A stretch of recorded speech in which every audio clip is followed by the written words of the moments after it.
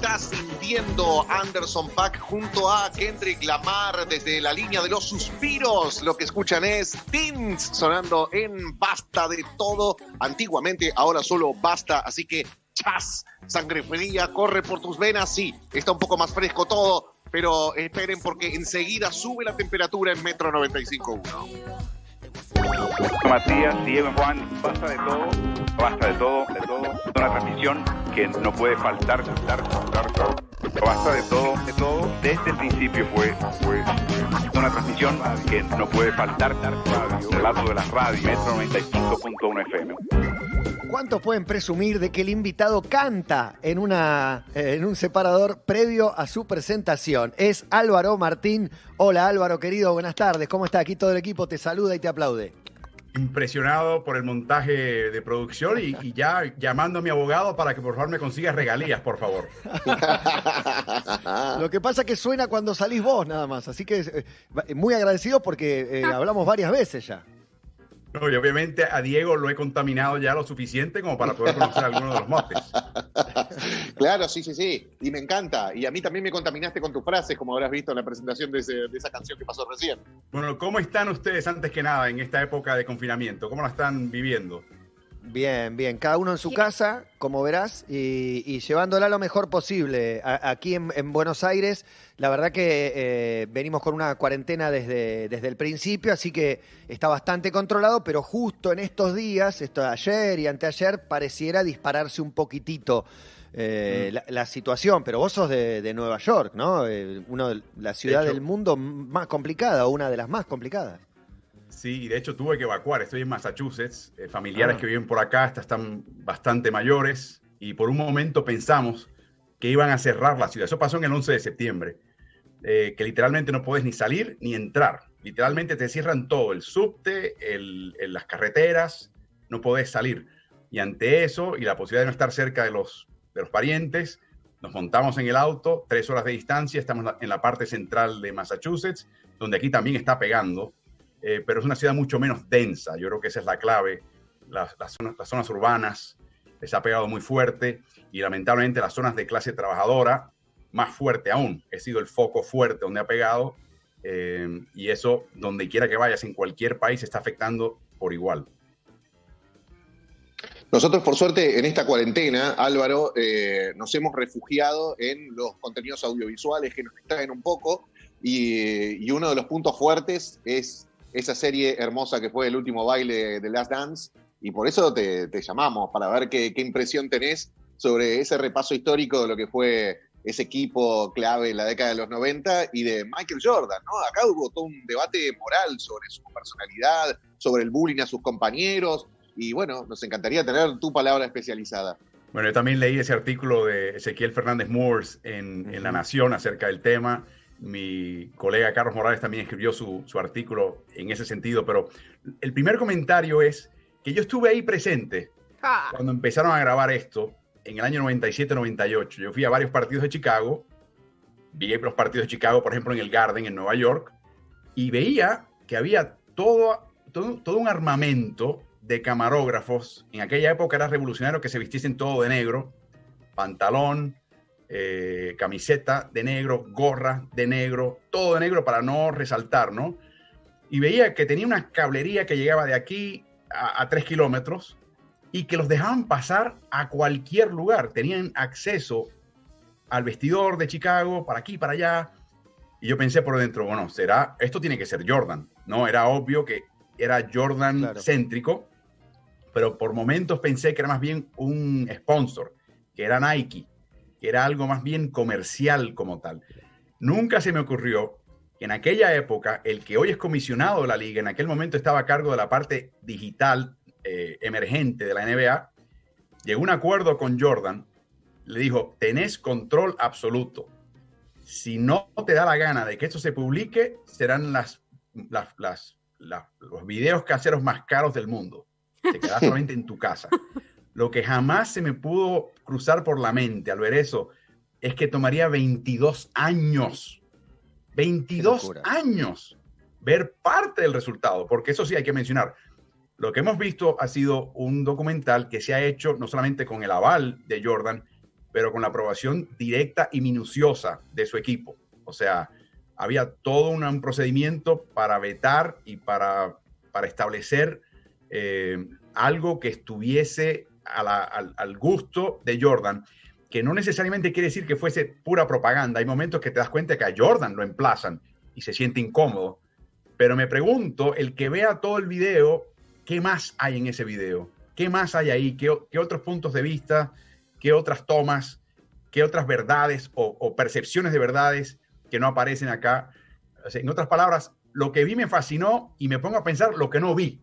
Y lo que debe ser aún más fascinante, lo que no vimos. Quiero ver un 11 con lo que no usaron, el capítulo 11 con lo que ha quedado afuera. Ahora, a nosotros nos llama la atención cómo no se filtró nunca nada, cómo todos cumplieron ese pacto secreto y tácito de no publicar y que no aparezca, porque él se sentía un protagonista de la historia y evidentemente se filmó pensando, yo voy a hacer historia y en algún momento esto va a valer, porque arranca desde que él empieza en Chicago, más o menos. Sí, de hecho, las tomas iniciales, que fue sin la cooperación de este grupo de producción, fue de televisión más bien. De archivo, y ahí empieza un poquito más en el 97-98. Aquí hay un par de cosas que considerar en ese sentido, ¿no? Número uno, Jordan es una persona que en esa época y después odia la publicidad, la rehúye, no necesita más en su vida. O sea, la pregunta que hay que hacerse, y todavía no tenemos respuesta, es ¿qué motivó a Jordan decir sí ahora o decir sí en general? Hay especulaciones de que el sí se dio literalmente cuando LeBron James, al día siguiente LeBron James había ganado su campeonato en Cleveland. Fue en el 2016 que dio el aval finalmente. Y fue viéndolo a él, necesita que otro sobresalga para prenderse fuego y asomarse. Bueno, se están atando esos cabos. Puede que no sea necesariamente el caso, que él lo estuvo pensando por mucho tiempo. La otra cosa que se habla, que es muy claro, es que directores, algunos reconocidísimos de documentales, incluyendo Spike Lee, le hacían el acercamiento porque se sabía que existía este metraje. Sabían que estaba en las bóvedas de NBA Entertainment en Secaucus, Nueva Jersey, cruzando el río a Nueva York. Se sabía que eso estaba ahí en un lugar literalmente cerrado bajo candado, o sea, bajo contraseña. Pero Spike Lee, por ejemplo, se le acercó y le dijo, vamos a hacer algo, es hora, Michael. Recordad que Spike Lee grabó comerciales de Nike para Nike juntos, con Jordan. Se lo ve en la serie. Claro, había relación, ¿me entendés? Había confianza. Y Jordan dijo que no. Y la razón por la cual le dijo que sí al pibe, que finalmente dijo que sí, es por dos razones. Primero, fue el primer director que dijo, en vez de tener un documental de 1 o 2 horas, dice, vamos a hacer una serie. Yo creo que Jordan entendió que esto merecía una serie. Y como que pasó el primer sedazo, abrió el primer candado, ¿no? Ok, entra a la próxima recámara. Y luego se enteró que este chico, Jason Heger, hizo un documental de Allen Iverson, que Jordan no solamente vio 3 veces, le encantó. Y dijo, bueno, encontré mi director.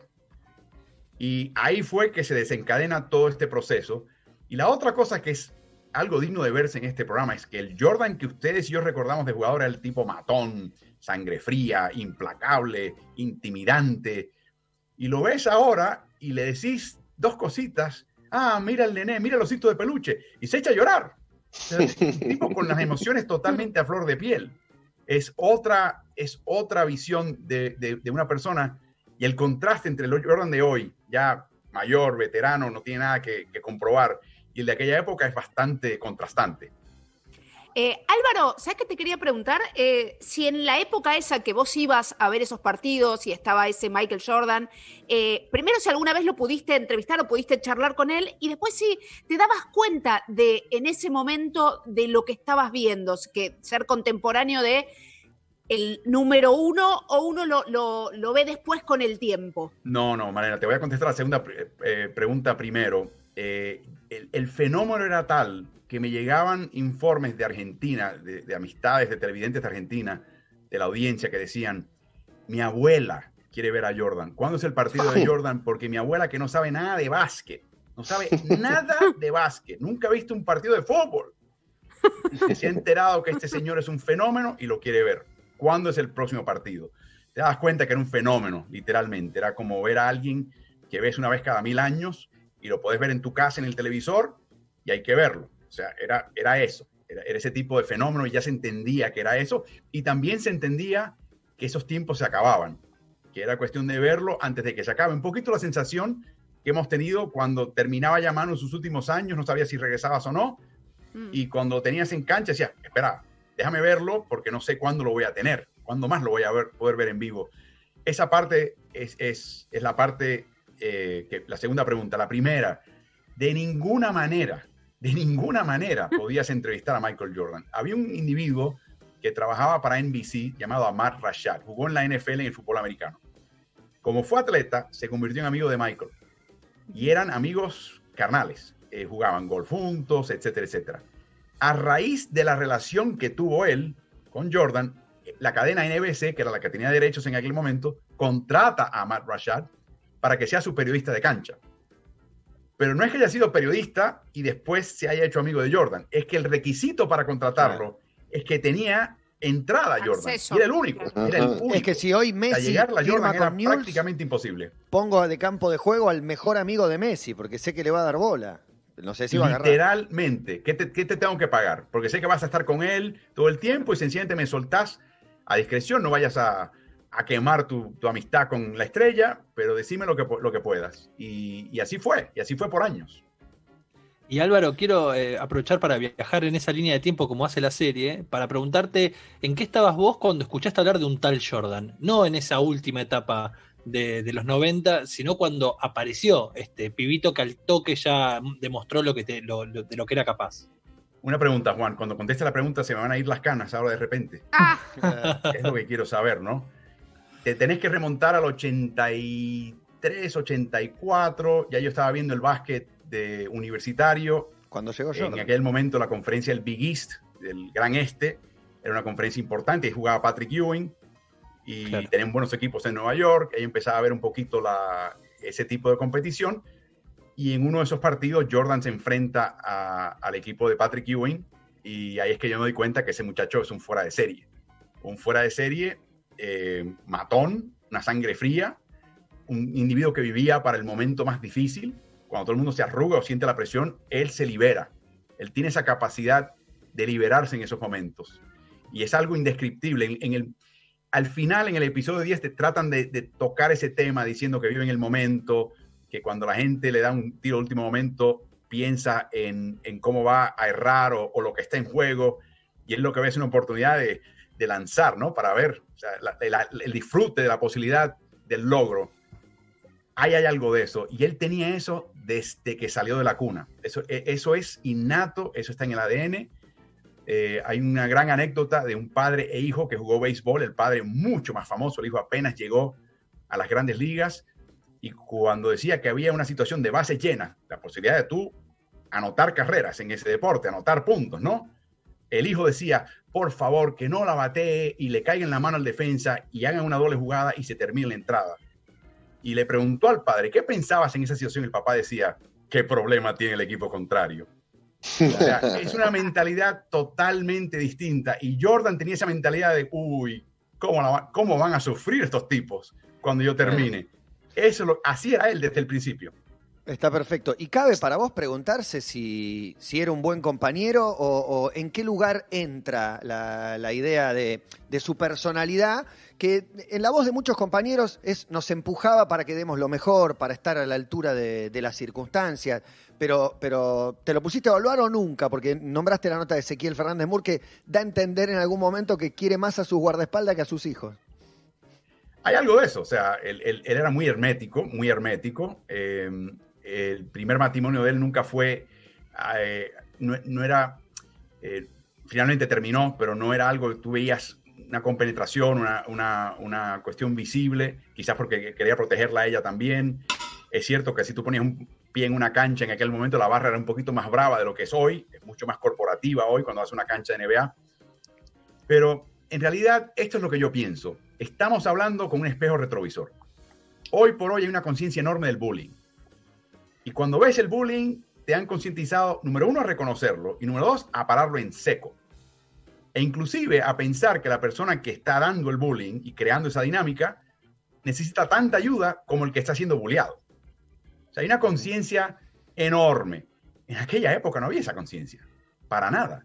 Es más, se pensaba que la gente era así. El ser humano, algunos son así.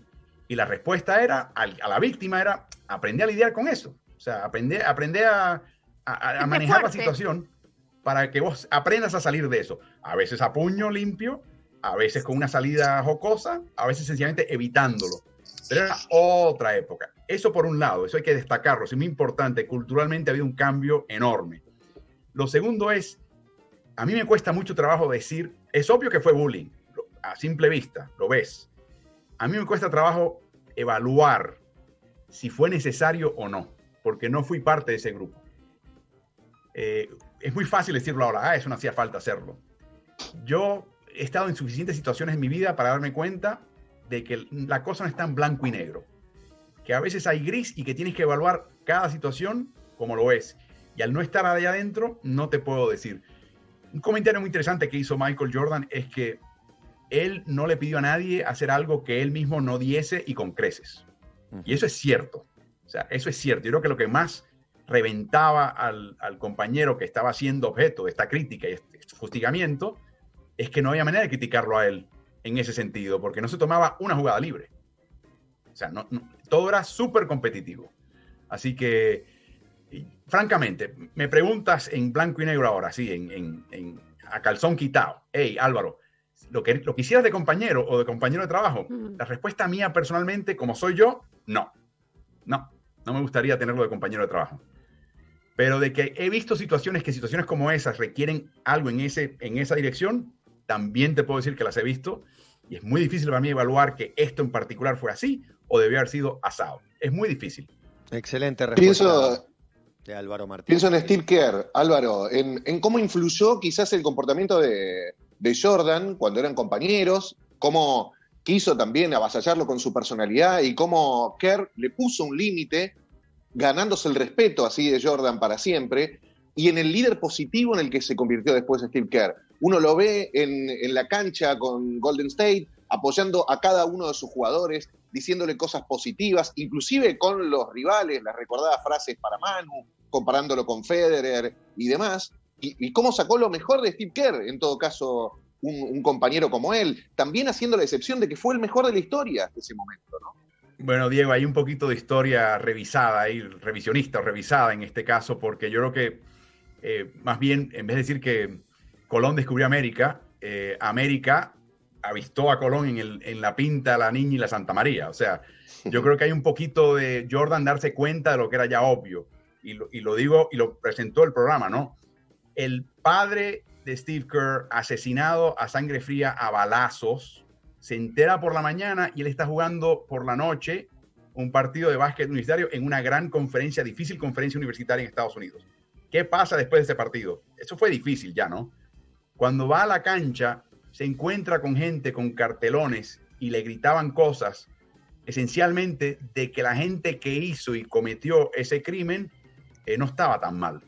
O sea, imagínate tener que ir a jugar y que te estén recordando primero la muerte de tu padre de esa manera y segundo, tratar de desconcentrarte con comentarios que francamente no están para emitirlos. O sea, qué raro, no tenía el público estadounidense así. Curtidísimo antes de llegar a la NBA, muy curtido.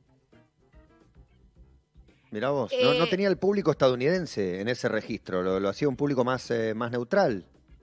Bueno, acordate, sobre todo si se trata de alguien un poquito extraño. Por ejemplo, Steve Kerr nació en Beirut. Los papás estaban allá en la Universidad Estadounidense en Beirut y él físicamente nació en Beirut. Decían, vete de vuelta a Beirut. O sea, le gritaban. O sea, lo que están tratando es desconcentrarte de una manera un poquito con cierta viveza, con cierta chispa.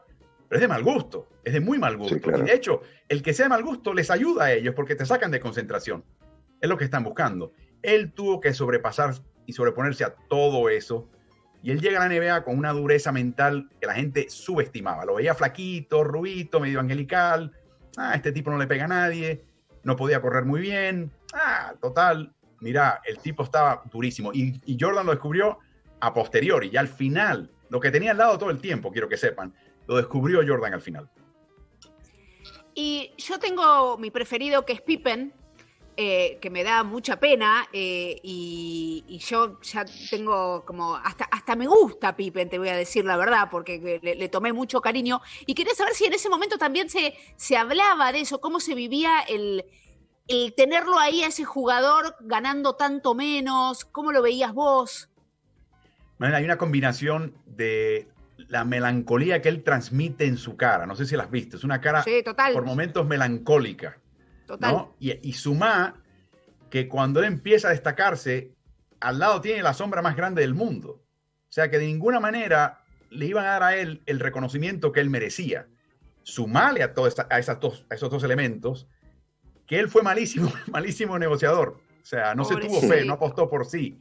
Y firmó ese maldito contrato que todo el mundo, hasta el dueño del equipo que se pudo haber aprovechado, dijo, no firmes ese contrato.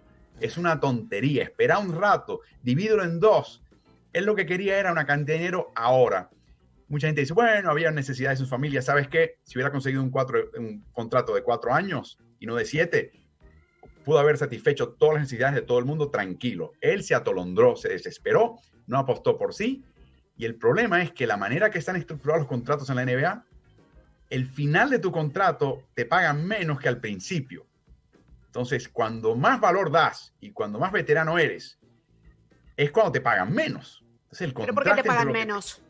Porque así lo estructuran. Es una cuestión de agencia libre y es una serie de pagos que te dan y te tratan de que haya una curva descendiente al fin, de tu pago al final del contrato. O sea, que lo que te pagan el año 6 y 7 es menos de lo que te pagan el año 3, 4 y 5. Entonces, el contraste entre lo que ganaba y lo que él producía en cancha era tan descomunal, y la prensa, por supuesto, le hace eco a eso, que empieza a verdaderamente afectarte mentalmente, y ahí es que él tiene esos problemas de no me valoran, no me quieren. Imagínate, si le hubieran pagado 20 millones, pudo haber dicho que no lo valoraban porque tenía al lado a Michael Jordan. O sea, es el problema que tenía Pippen también. Álvaro, la serie cuenta como una gran historia, tiene a sus héroes y también tiene a sus villanos a lo largo de los capítulos. Aparece en algún momento los Pistons, aparece Reggie Miller quizás, y aparece uno que me gustaría charlar con vos para ver si lo reivindicamos o no, que es Jerry Krause, el manager que un poco fue el ideólogo y el que armó esto que terminó sucediendo en cuanto al equipo. Quería algún comentario sobre él y sobre su trabajo y sobre su relación con los jugadores y sobre todo con Jordan. Bueno, te voy a dar un poquito de contexto. Este especial de 10 capítulos se supone que fue inaugurado y tuviera su premier en septiembre, cerquita de la temporada de NBA. Lo adelantan por el paro de la temporada de NBA, el COVID, y el hecho de que había que entretener a la gente en la casa, y tenían casi todo el documental hecho, casi todo. La semana antes de mostrar el episodio 10, ese episodio no estaba completado. Y si se fijaron bien al final de ese episodio, de repente, de la nada, y en contra de la dirección que llevaban los 9 capítulos previos, sale Pippen y sale creo que Phil Jackson, y salen 2 o 3, reivindicando a Krause. Uh-huh. Yo creo que esa fue una reacción a lo que vieron al principio y lo vieron a través del hilo de todos los 8 episodios previos, de darse cuenta, lo estamos acribillando y estamos quedando mal. Krause escribió unas memorias que no han sido publicadas, pero se la ha dado a varios miembros de la prensa de Chicago. Y él explica la cosa un poquito distinto. Él explica que él veía que Rodman no le quedaba mucha nafta en el tanque. Y efectivamente, jugó 2 temporadas más, un total de 35 partidos. No dio pie con bola. 36 años de edad en la época de esa última temporada, y no estaba para dar mucho más, y estaba distraído en otras cosas. Rodman no te iba a dar más, te iba a dar cada vez mucho, mucho menos. Iba a pedir mucho, mucho más. A Pippen se le iba a pagar lo que él quería. A Jordan se le iba a pagar lo que él quería, iba a hacer contratos de 1 año. Pero cuando empezó a darse cuenta Phil Jackson de que se estaba acabando todo y que quizás había que reconstruir el plantel, Jackson fue el que le dijo a Krause, me voy a tomar un año sabático. A raíz de eso es que aparece Krause, y aparecía en cada episodio, diciendo, definitivamente Phil Jackson no será el coach de este equipo el año entrante. Él respondía a una conversación que había tenido con Jackson antes de comenzar esa temporada. Lo hacen aparentar como que la idea fue de Krause. Uh-huh. La idea no fue de Krause. Fue una Parece como que él no le quiere renovar. Claro. Básicamente dijo, ¿cómo ves el equipo el año que viene? Empezaron a sacar cuentas, está dando menos, Mira, vamos a tener que empezar una pequeña reconstrucción y este equipo no va a estar armado como para ganar un campeonato de la manera que ha estado en los últimos 3 años. O sea, cabe la posibilidad de que no ganen, no lleguen a finales. Y ahí como que Jackson, espera. Me voy aparte que estaba deshecho y hecho polvo, dice, ¿sabes qué? Me quiero tomar un año libre. A raíz de eso, dice eso Krause y ahí empiezan a acribillarlo. El problema de Krause es que necesitaba que el público reconociese su aporte en medio de todo esto, que era importantísimo. Él trajo a Phil Jackson, él trajo a Scottie Pippen, él trajo a Dennis Rodman, él trajo a Steve Kerr, él trajo a todos menos a Jordan. El único jugador y personal que él no trajo, ni le puso la estampa, fue Michael Jordan, que lo precede. Pero la idea es que él quería que la gente lo reconociese y nadie lo iba a hacer. Y el que está en ese puesto tiene que saber que te callas la boca, dejas que los demás estén en las bambalinas con los reflectores y tú, tranquilo, a pensar en la próxima. Es lo que hace un gerente general. No podés tener ego. Lamentablemente Jerry Krause tenía un corazón que necesitaba un poquito que lo reafirmaran, que confirmaran su valor. La frase desafortunada no ganaron los jugadores, gana la organización. Le falta la pregunta es, estamos hablando con Álvaro Martín, Álvaro NBA Martín, lo pueden chequear en redes, o Álvaro NFL Martín. ¿Le falta algo al documental? Porque mientras hice eso pensamos que faltó una nota Krause hoy. Y la otra pregunta es si hay algo que no sabías, que te enteraste viéndolo o que te sorprendió al ver los 10 capítulos de Last Dance. Lo que más me sorprendió, yo nunca entendía el proceso de cómo se originó la mala hazaña entre Krause y Jordan, particularmente Jordan. De nuevo, Jordan no le debía nada a Krause, o sea, eran iguales en ese sentido.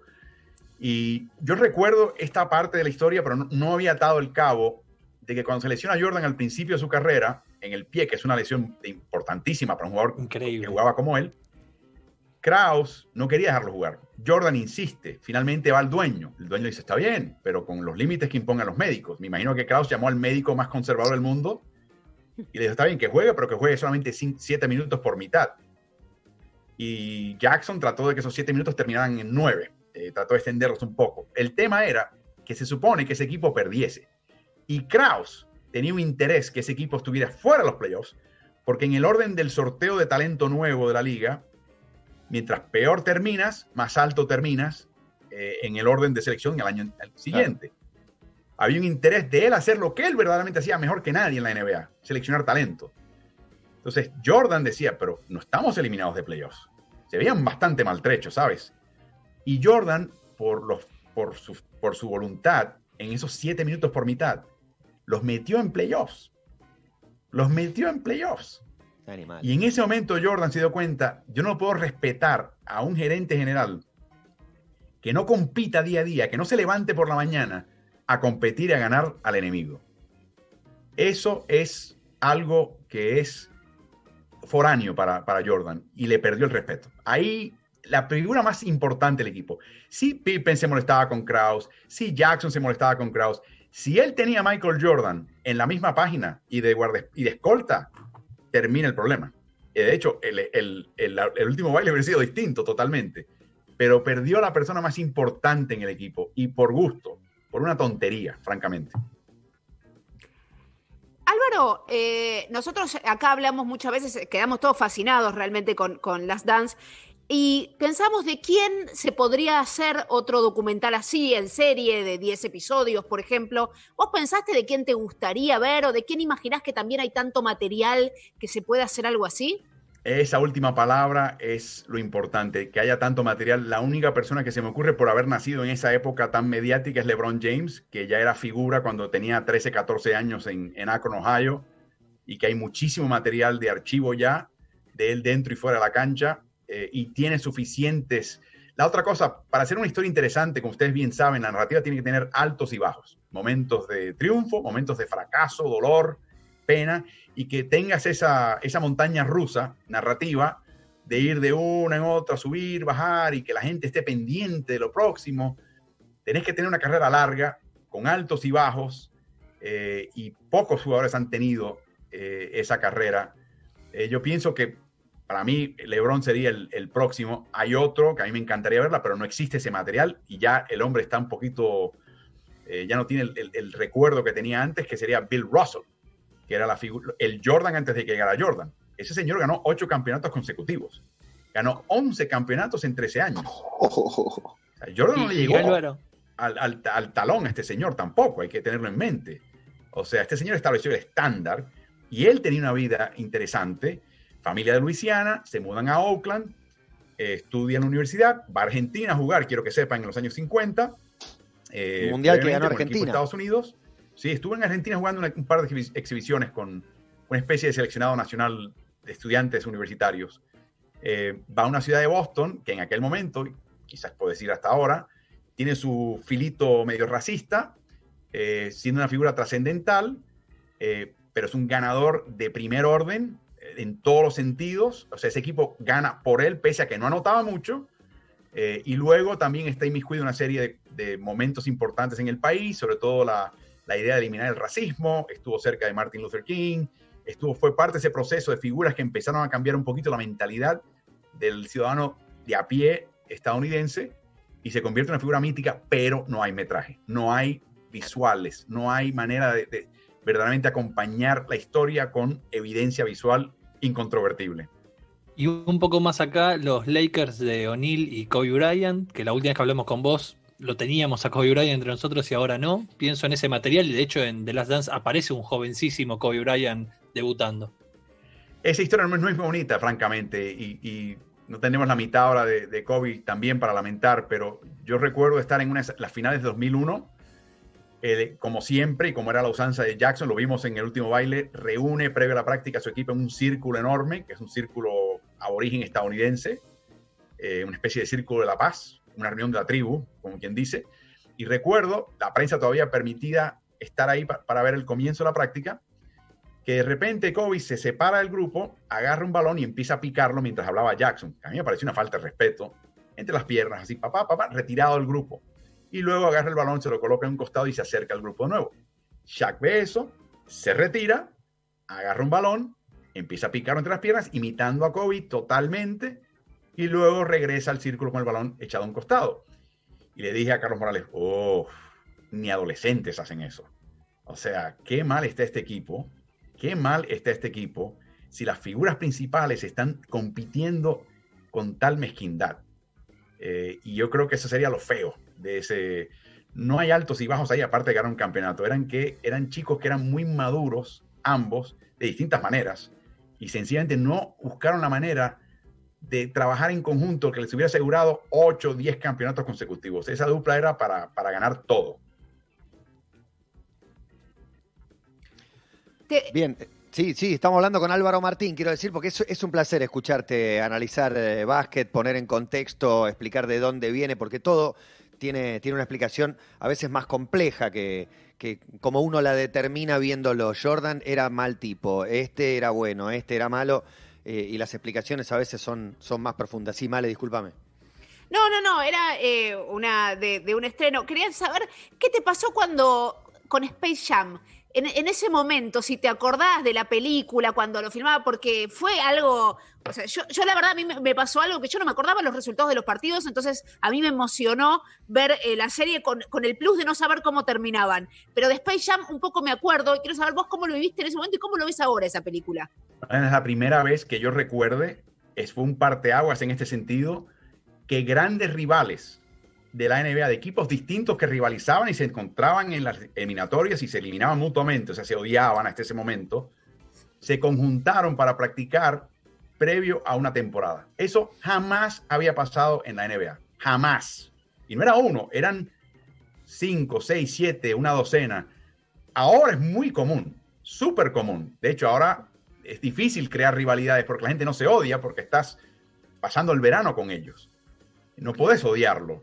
Entonces, para mí, lo deportivo del Space Jam es ver como Jordan, para mantenerse en forma, empieza a llamar a todos sus rivales y tiene tal poder de convocatoria que donde hasta ese momento dice, no, anda y vete al demonio, que me vas a ganar al final de la temporada, no te quiero hallar en nada. No, iban para allá, participaban, eran grupo, veían a ver qué podían sacarle a Jordan de ventaja, si veían algo que podían sacar de ventaja más adelante en la temporada, pero el que se congregara a todo este grupo de rivales era algo absolutamente extraordinario y que armase, creo que era Warner Brothers, una especie de tienda de campaña enorme con una cancha habilitada para que entre tomas y entre días de tomas estuvieran practicando.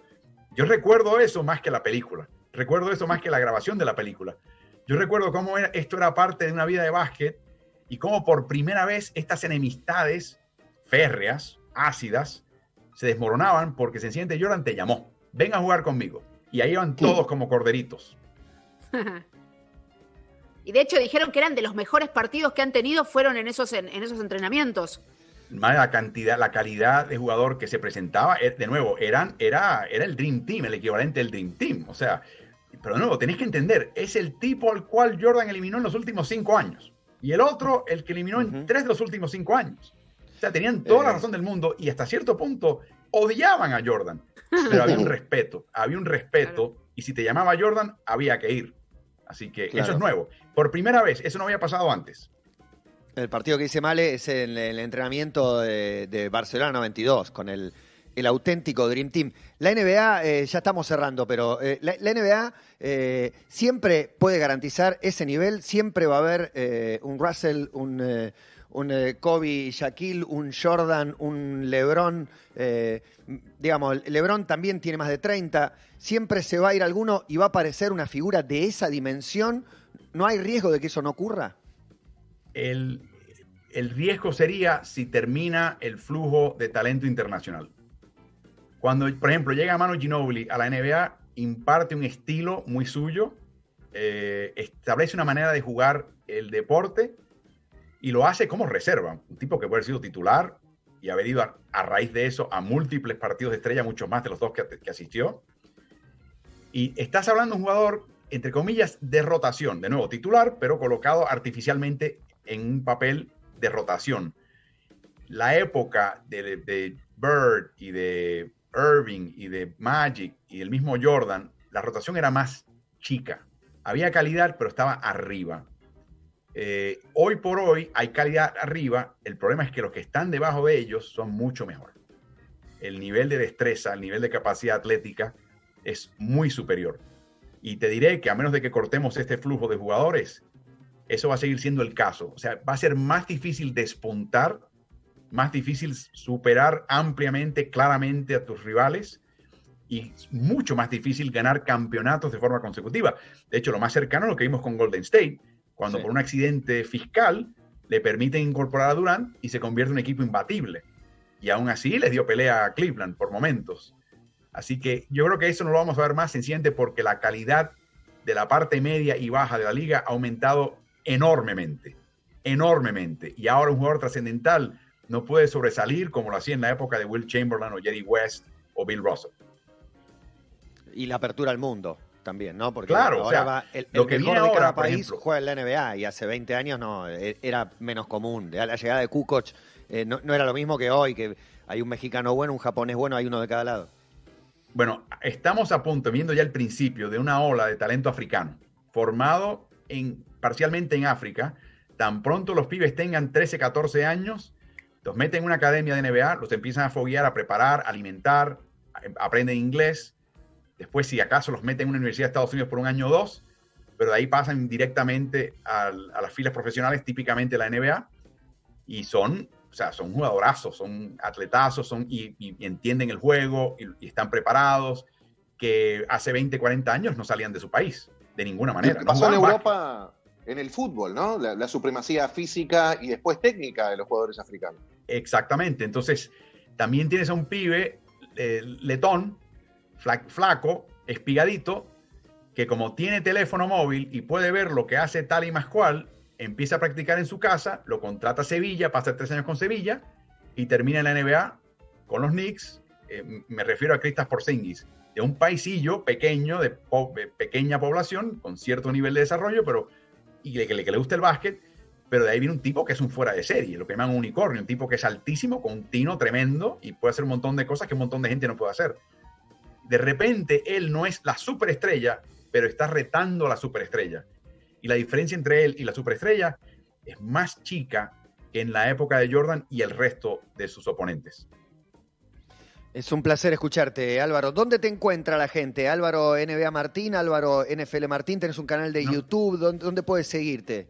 Estoy lanzando ahora un canal de contenidos de NBA, es Ritmo NBA, y también NFL en Ritmo NFL. Eso está en Facebook, en Instagram y en Twitter, pero en YouTube el canal tiene nombre compuesto, es Ritmo NBA-NFL, y ahí estarán un montón de videos acerca de ambas ligas.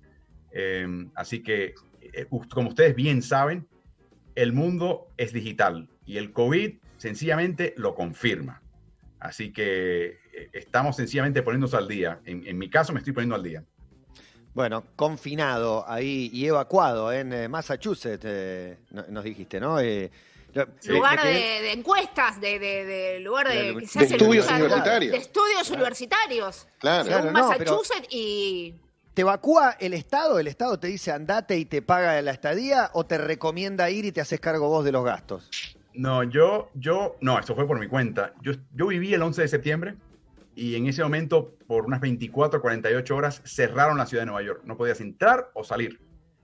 Cuando empieza a pegar el COVID, nos enteramos que había un rumor de que el lunes iban a cerrar Manhattan. O sea, ni siquiera la ciudad de Nueva York, Manhattan. No puedes ir a Brooklyn, no puedes ir al Bronx, no puedes salir a nada. Tenemos familiares en Massachusetts ya mayores, y la incertidumbre era, si no nos permiten salir, no sabemos cuánto dura esto. Si pasa algo con ellos, no podemos hacer absolutamente nada por ellos. Así que nos fuimos para allá. Y de hecho, curiosamente, Massachusetts está un poquito detrás en el cronograma de esta pandemia, de lo que es Nueva York. No la ha pegado tan fuerte, pero estamos ahora todavía acá en el pico, descendiendo del pico. Estamos saliendo todavía de la fase 1. Acá en Massachusetts, pero por lo menos es un poquito mejor en ese sentido. ¿Cuándo regresará a Nueva York? En algún momento, me imagino, las próximas semanas o meses, pero no había otra. De hecho, ese viernes, nos fuimos un sábado por la mañana, ese viernes, a raíz de lo que había escuchado, la posibilidad del lunes, empiezo a buscar en Twitter militar NYC, y veo que hay una serie de videos caseros, callejeros, de gente que ha grabado columnas militares que estaban entrando a Nueva York, militares bajándose con camuflaje, uniformes, te digo, cientos de ellos, y pensé en ese momento, la van a cerrar de verdad, esto no es cuento, ¿no? Y ahí fue que decidimos irnos. Pero lo interesante de todo esto es que finalmente era el grupo que estaba habilitando un centro de convenciones en un hospital, convirtiéndolo en un hospital, y eran todos miembros de las ramas militares para hacer eso. Pero cuando vimos que ese video no aparecía ni en el diario, ni en la radio, ni en internet, ni en televisión, nos dimos cuenta de que quizás había algo y le habían dicho a los medios, muchachitos, no digan nada de esto para no causar pánico. Ahí fue que decidí irme. Álvaro, te podríamos escuchar toda la tarde. Te digo, un abrazo y un placer siempre compartir un rato contigo. O sea que basta. Sí. ¿Te gustó el separador que te hicimos cantar, me parece, no? Sí, no, la próxima vez, en serio, me dan cualquier cosa, lo leo y sueno como la gente de Waze, ¿no? Hasta con acento español. A la izquierda, por favor. Espectacular. Bueno, muchísimas gracias, Álvaro. Un placer enorme. Lo mejor para vos y tu ustedes, familia. y por favor se me cuidan. Gracias, muchas gracias. Igual. Chao. Un placer escuchar el análisis de alguien que fundamenta, explica y lo dice tan bien. Esta NBA en la que en cada equipo encontrás un extraterrestre, una figura que realmente vale la pena, paga ver el partido, remontarse a la época de Jordan, de ese Last Dance que nos tiene a todos maravillados. Yo hoy volví a ver el capítulo 9, lo uso para correr, cada vez que me subo a la cinta pongo un capítulo aunque lo haya visto, así que ya voy por una segunda vuelta y seguimos contando. Hay una pausa dentro de